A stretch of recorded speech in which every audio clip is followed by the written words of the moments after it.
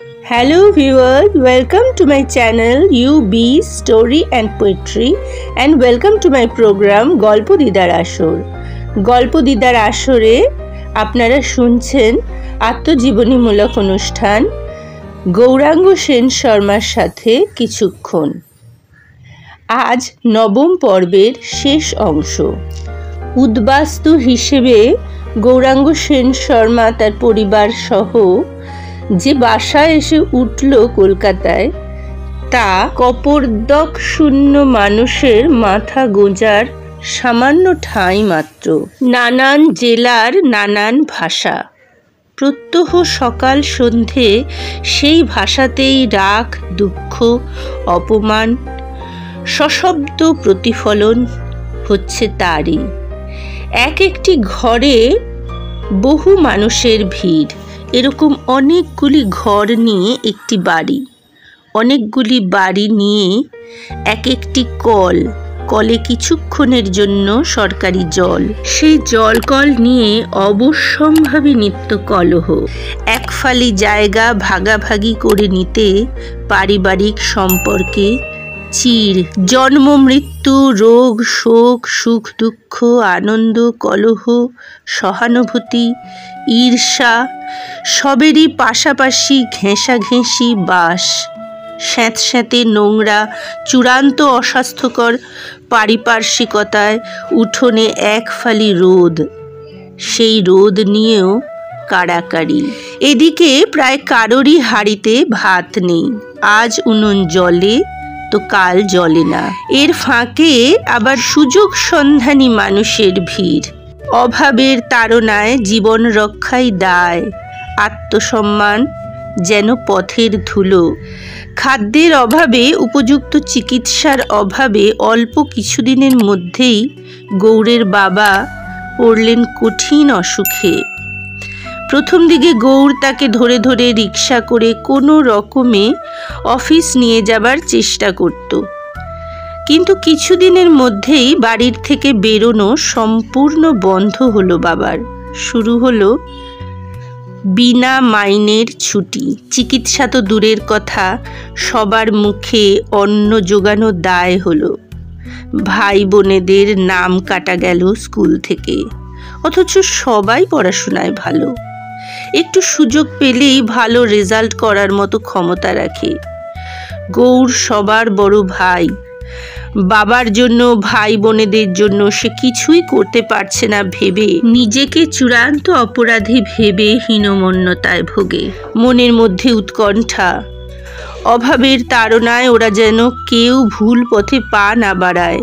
অন্যের অভাবে ওদের যেন না খেতে পেয়ে মরতে না হয়। একটা কাজের আশায় সে পাগলের মতো ঘুরে শহরের এ পথ থেকে ও পথে। টায়ারের চটি পরে, লং ক্লথের ফতুয়া, 6 ফুটের শরীরটাকে কোনো রকমে ঢেকে রেল লাইনের ধারে ধারে চা ফেরি করে বেরোয়।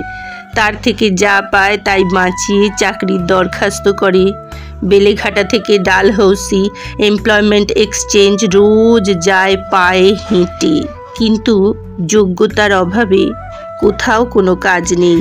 রোদের কালশিটে ঢেকে ফেলেছে তার ফর্সা চামড়া।